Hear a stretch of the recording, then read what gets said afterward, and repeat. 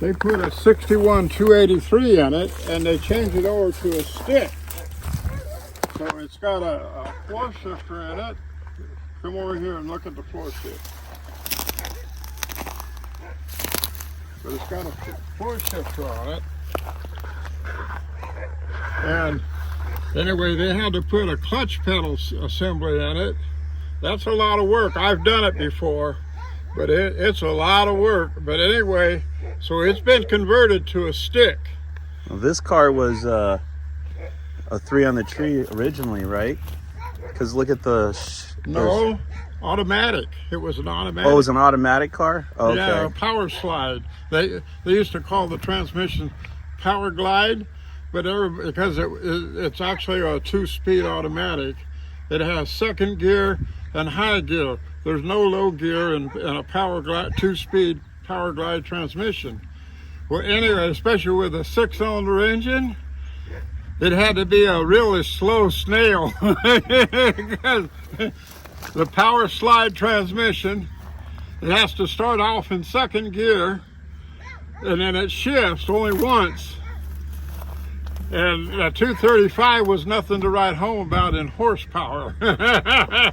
So you said what year was this engine? This was a 61? They put I had the serial numbers traced by the police department. Okay. And it's a 61 283. 55, well, 1955 was the first Chevrolet V8, okay? But this one had an inline 6-cylinder 235 with an automatic 2-speed transmission. Anyway, they took all that out. They took an engine out of a 61 Chevy and stick and put in here. And they had to do something with the drive shaft because different length drivetrain. Well, yeah, the tail shafts were different on the automatic, and 55 stick and the later 283 had different length tail shafts. So they had to do something with the drive shaft. Mm-hmm. But anyway, to be a stick, you had to have a different steering column. Well, anyway, by converting to a stick and putting a floor shifter on the floor, you didn't have to change all that stuff. Plus, all the hot rodders put floor shifts in, even if the car had the 3 on the tree. They put the floor shift in because you could shift it faster on the floor than you could on the column. Yeah, I'm still here.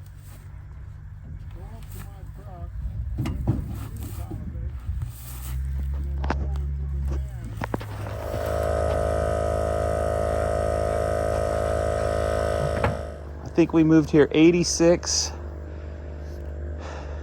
Well, that's right. I still got a tag on it. That would be the last time it was registered. It's already, it's decayed off the plate. You can't read it anymore. Oh, you can't? No, I think it was probably 88 or so.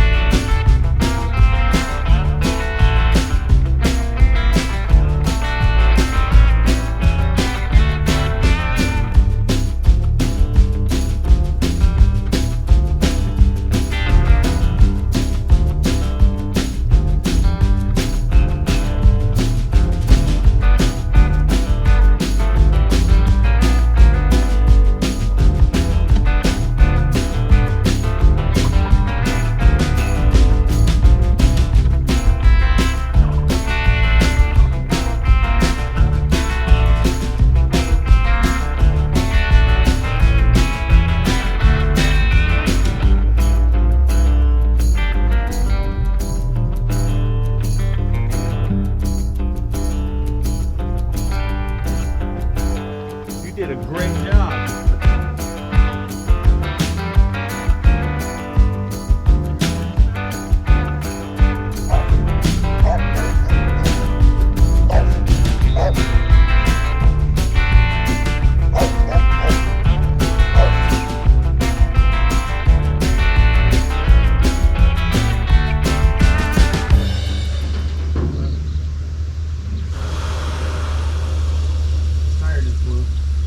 Mom popped her tire. Get away from that tire. There you go. And I'll try to pull it in. Cable's running. It should be over here. If that chain snaps, it's going to want to go that way. So you want to be out of its Cut way. your head off. And also, if the car rolls forward, you don't want to be standing there.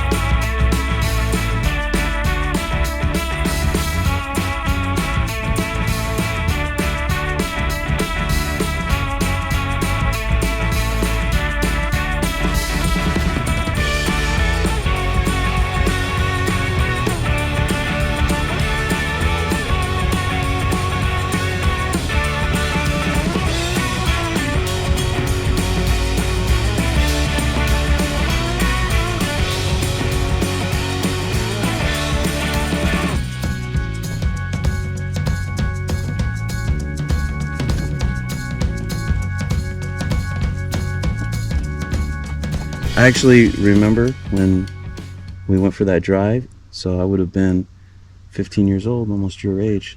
We drove into Merino Valley for some reason, I don't remember why, and I just remember because it has glass packs on it being really loud and people just rubbernecking looking at the car as he drove it. So I don't know if he was getting attention because it was loud or because it was a 55 Chevy.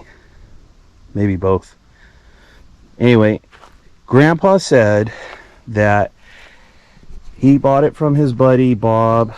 I think he said the car was originally from Oklahoma, and the guys that owned the car and they hot rodded it, they drove it from Oklahoma all the way to Bakersfield to work in the oil fields there, and then they owed Bob money.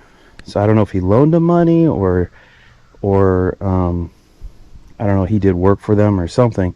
Whatever it was, he took the car instead of the money. And then he had it for a while, and then just talking around a campfire, and then Grandpa bought it. And you can see here, it's like some sort of Oklahoma sticker. I don't know what that 3 is. Looks like 1980 something. And then I wanted to show just some video of the engine. So you can see he's kind of old school hot rod.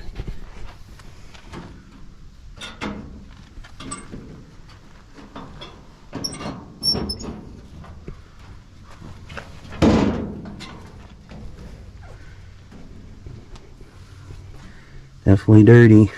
And it's got a generator, not an alternator. It's like old school stuff. But it's got that old school hot rod look, you know, the valve covers. Pretty cool. Just standard exhaust. Grandpa thinks it's high performance exhaust. I don't know. They look kind of small, but anyway. Hopefully it turns over. Actually, let me try and hold this and point it down here. Sometimes. Probably not this time. Oh, look at that. You see that? Yeah, so show it right here on the crank. It's turning over. And you hear that? That's the compression. Dude, this thing's gonna run. Wow, that is so cool. Yeah, let's turn all the way around. Dude, so lucky. So we just gotta get that carburetor cleaned up, pull the spark plugs and throw some oil down the cylinders just to get everything all nice and lubed. I think this thing will start. That's pretty freaking awesome. And then we got to change that starter. He was saying that's why he stopped driving it, because was it the solenoid or something like that wasn't working? The giant horns, huh? Radiator looks dry. So, weird spot. Kind of sludgy looking, but it's got oil in it. A little low.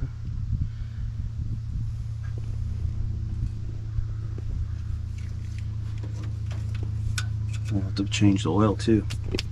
That's gonna be a good video, dude. Chevy's got the same firing order that Mopar does, by the way. It's 18436572. All the plug wires are off on this side, but pull it up.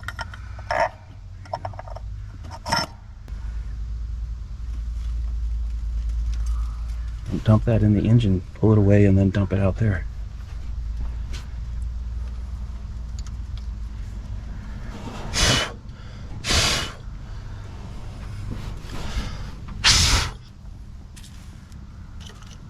Spider webs. Spider legs. Yep. Oh yeah, look at, you can see, here's the, in the Mopar it's on the fender, inner fender well, it's called a fender tag. I don't know what Chevy calls it, but it's kind of like their fender tag. And you see the original color, it's like a turquoise. Remember I was telling you it was two-tone, so it was that turquoise on the front half, everything on this side of the chrome, and then the roof was white and the back was white. It says trim number 504. I don't know what that means. It probably means 4-door, I guess. Paint number 605. Probably the two-tone. And then Grandpa wanted me to paint it black, so I did the body work. I didn't do that great of a job because I was not very good at that back in those days. And then painted it black for him. But he never drove it, even after I painted it. So you excited at all? Yeah. Yeah? Want to get this thing running? Yeah. Alright. Just pull it up. Hey. Yep. It's the matching tire. I noticed, I think he's got the wrong lug nuts on here. This one's loose, so it should have the shoulder lug nuts. These are the acorn type. Well, cool. Got matching wheels, I guess, and a spare.